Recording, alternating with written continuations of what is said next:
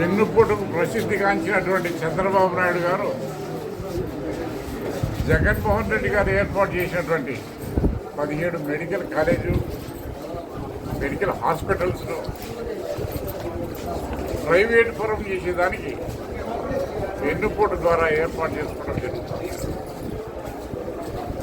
సామాన్య ప్రజలకు పేద బడుగు బలహీన వర్గాల వారికి విద్యా వైద్యం దూరం చేయాలా, కేవలం ధనవంతులకు మాత్రమే విద్యా వైద్యం ఉండాలా, అది ఆయన పాలసీ.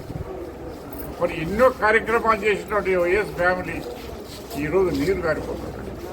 మరి ముఖ్యంగా ఇదే 17 కాలేదు, ఈరోజు రాష్ట్రంలో టోటల్గా మరి ఈ యొక్క ఆరోగ్యశ్రీ పథకాన్ని నీరు కట్టేసి కొన్ని వేల కోట్ల రూపాయలు హాస్పిటల్స్ బాకీ ఉంటే ముందు కట్టకుండా మరి హాస్పిటల్స్ ట్రీట్మెంట్ కూడా ఉన్న పేదవారికి ఎవరికి.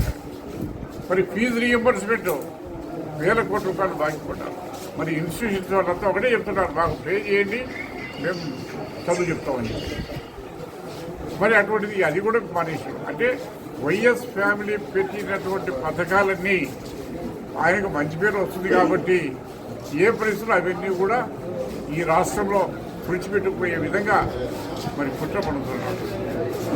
ఎన్నో పథకాలు ఉన్నాయి, ఆరోగ్యశ్రీ ఉంది, ఇది మన అన్ని రకాలుగా కావాల్సిన విద్యా బోధన ఉంది.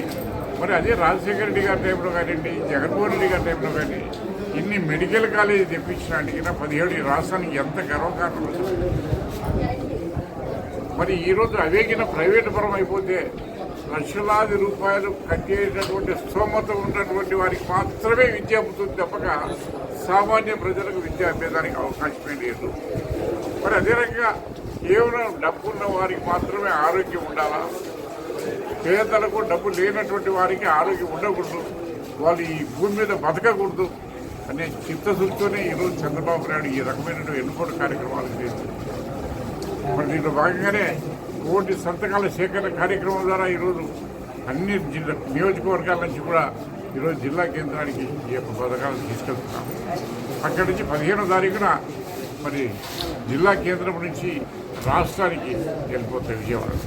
మరి 17వ తారీఖున గవర్నర్ గారి అపాయింట్మెంట్ దొరికింది కాబట్టి మా జగన్మోహన్ రెడ్డి గారు మరి నాయకులంతా కలిసి మరి ఒక మెమరాండం ద్వారా గవర్నర్ గారికి సమర్పించి ఈ యొక్క చంద్రబాబు చేసే దుష్ట పరిపాలనను అంతమొందించి ఏ పరిస్థితిలో కూడా ఇవన్నీ కూడా ప్రైవేట్ పరం కాకుండా ప్రభుత్వ పరంగానే చేపట్టేదానికి చర్యలు తీసుకోమని చెప్పేసి మేమంతా కూడా విన్నవించుకోవాలని చెప్పేసి